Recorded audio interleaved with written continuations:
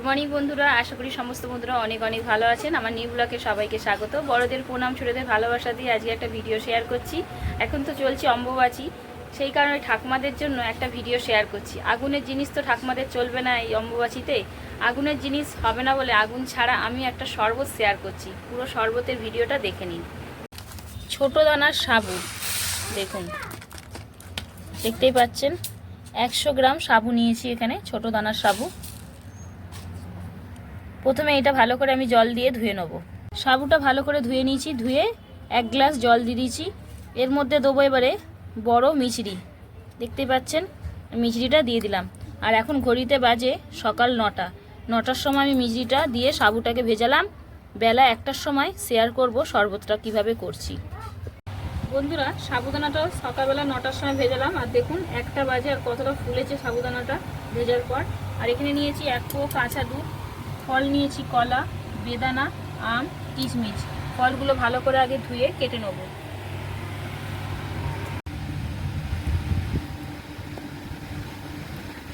প্রথমে কলাটা কেটে নিচ্ছি।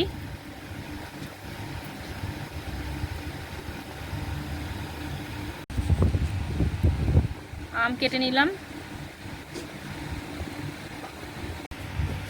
সব ফল কাটা হয়ে গেছে। এবারে মিক্সির জারে সাবুটা দিয়ে দিচ্ছি।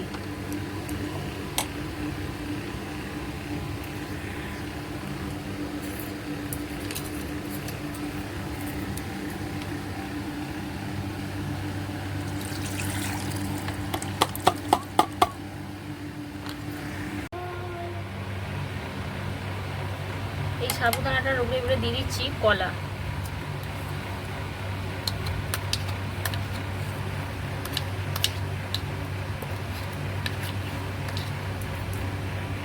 এরপর দিয়ে দিচ্ছি আম,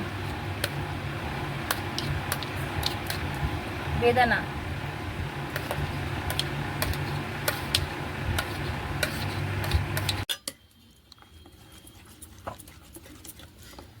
ভালো করে মিক্স করে নিয়েছি, এই যে দেখতেই পাচ্ছেন। এবারে দিয়ে দেবো কাঁচা দুধ 1 পোয়া।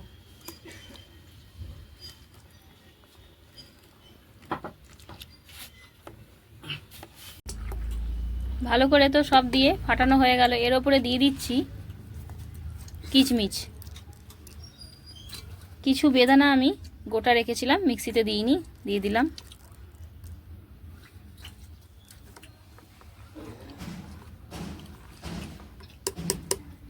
তৈরি হয়ে গেছে সাবুদানার শরবত। 100 সাবুদানা আর 1 পোয়া দুধ আর এই কিছু ফল দিয়ে কতটা শরবত বানানো হয়েছে দেখতে পাচ্ছেন। যে সমস্ত ঠাকুমারা অম্বুবাচী করেছেন এই শরবত খেলে আশা করি পেট ঠান্ডা থাকবে আর পেট ভর্তিও হবে। অম্বুবাচী ছাড়াও যে কোনো উপোসে কিন্তু বন্ধুরা এরকম শরবত বানিয়ে খেতে পারেন।